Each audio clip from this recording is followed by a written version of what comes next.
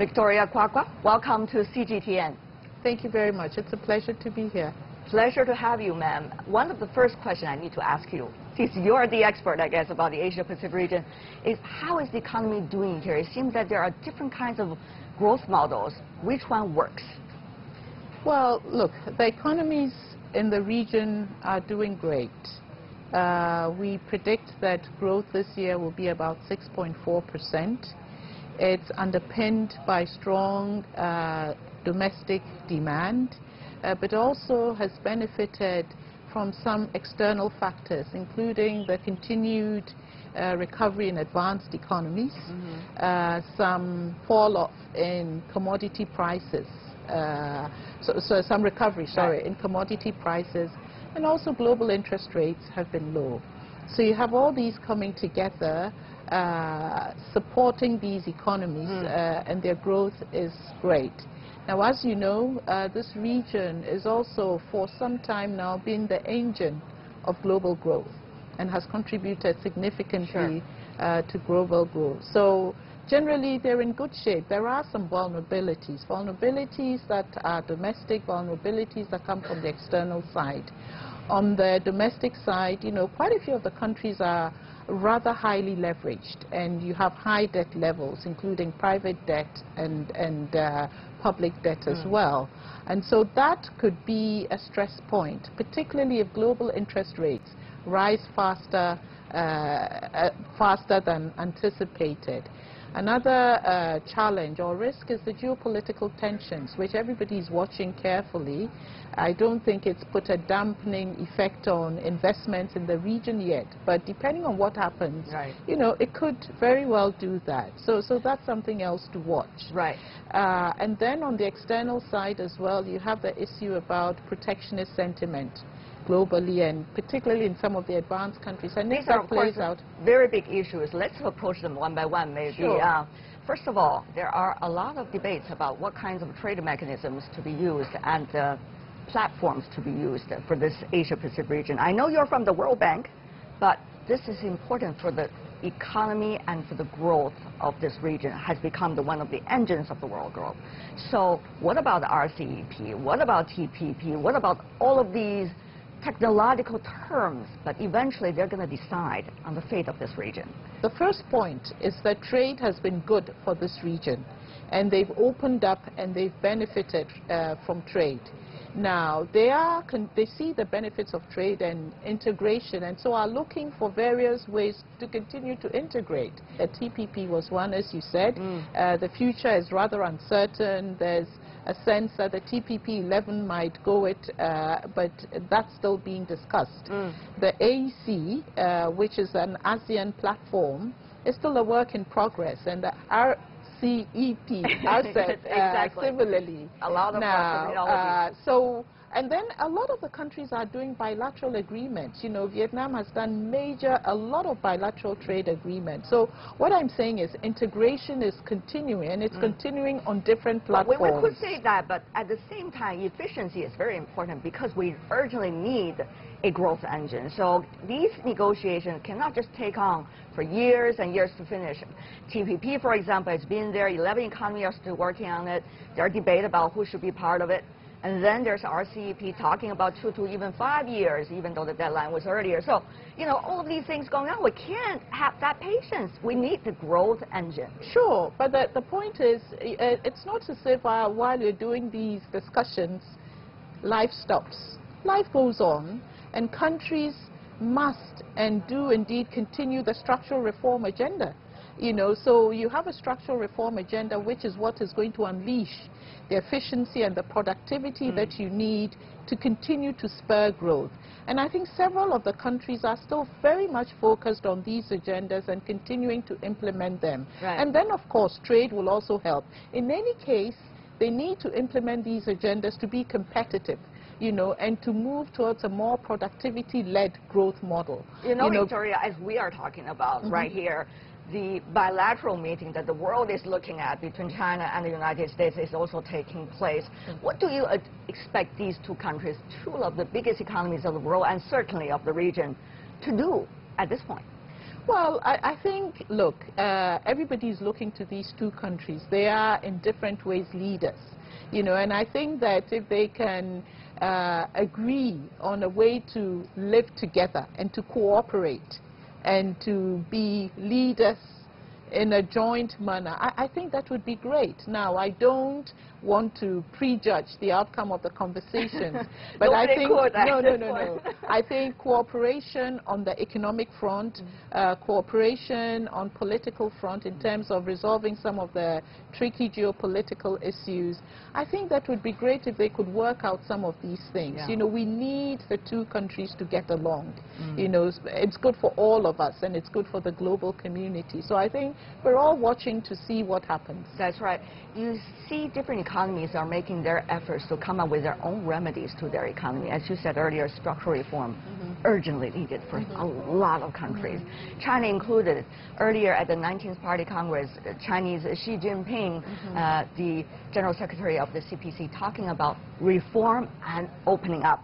Still one of the most important remedy for the Chinese economy. But what about, you know, for the other largest economies of the Asia-Pacific region, the U.S. included? What do you think from the World Bank's perspective for them to also be able to contribute not their own growth, but also the growth of the region?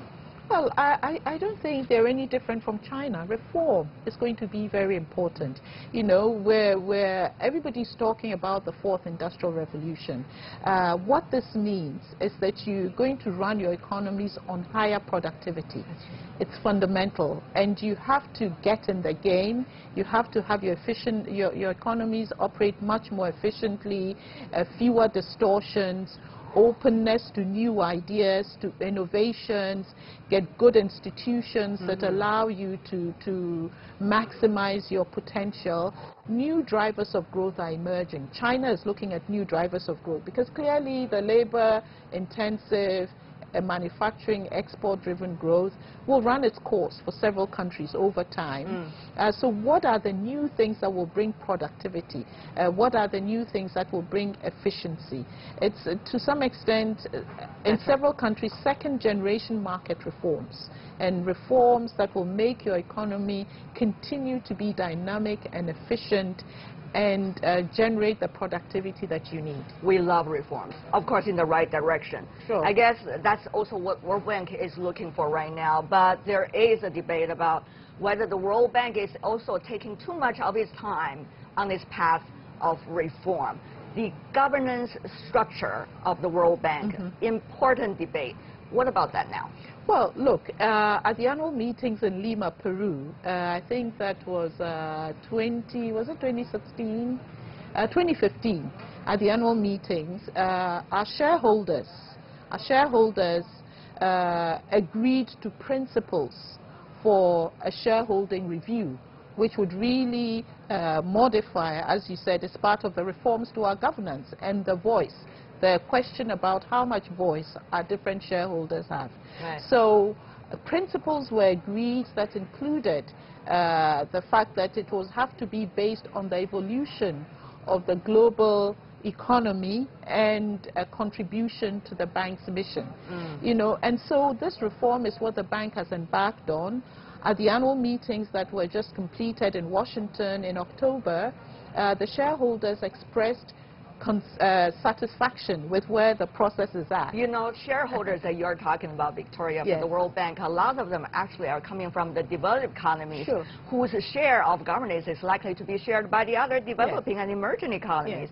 So the speed of the reform probably has to be assessed by the other players as well. So what about the international governance coming from the developing and emerging economies? Well, we are seeing it already. We have the G20. But we are not seeing it in the World Bank. That's what we're talking about. But it's coming. It's coming. As I said, we've made a lot of progress. Our shareholders, including shareholders from developing countries, are satisfied with the progress that's been made.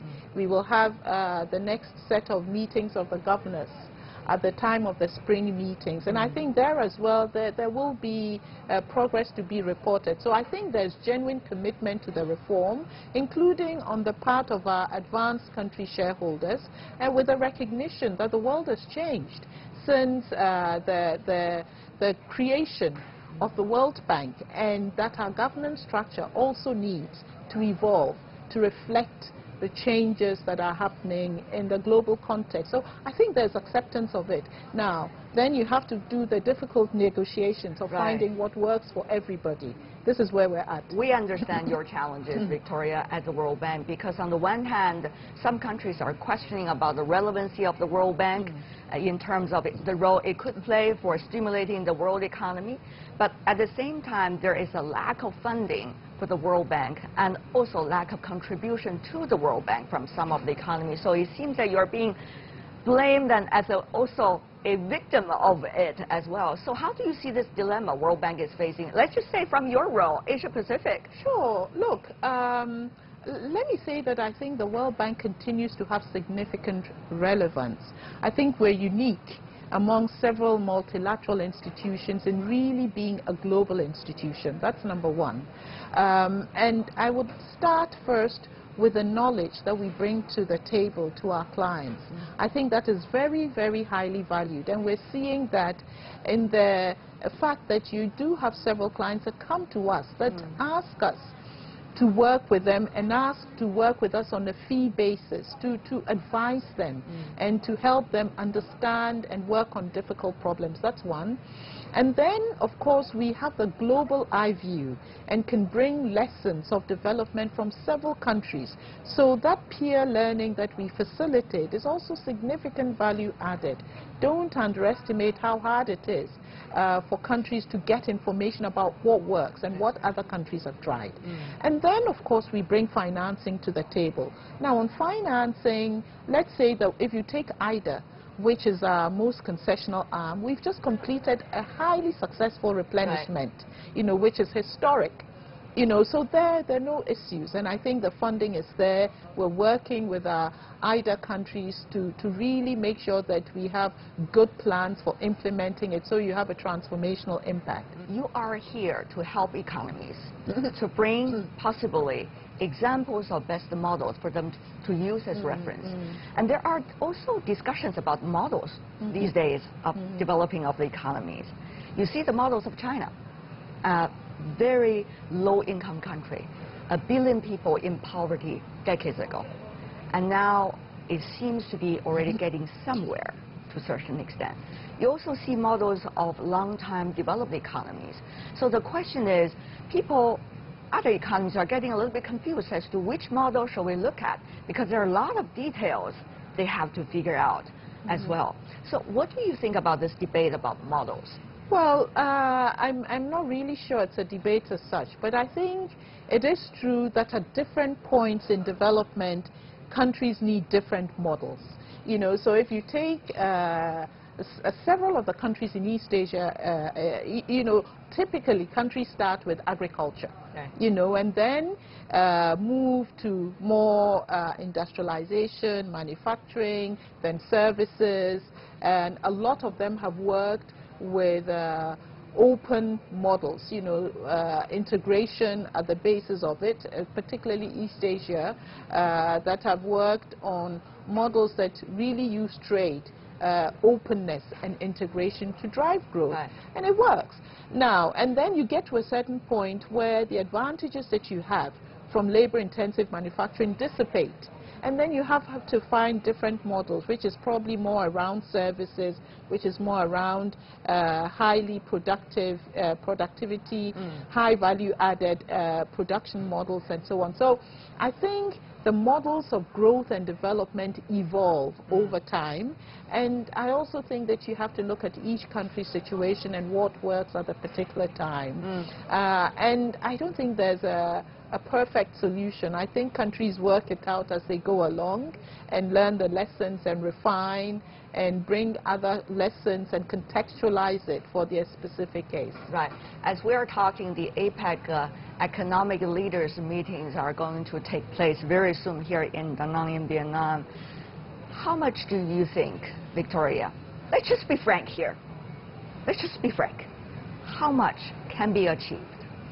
Well, I don't know what objectives they've set themselves, so we will wait to see. But my sense is that in the current global context, everybody is looking for ways forward. And I think APEC is looking for ways forward. And so my sense is that the leaders will come with a strong commitment to achieving concrete progress and making something tangible come out of the discussions. I don't have a crystal ball. We will have to wait and see what the 2 days bring. Victoria, it's such a pleasure always to have you, and especially here in Da Nang for the APEC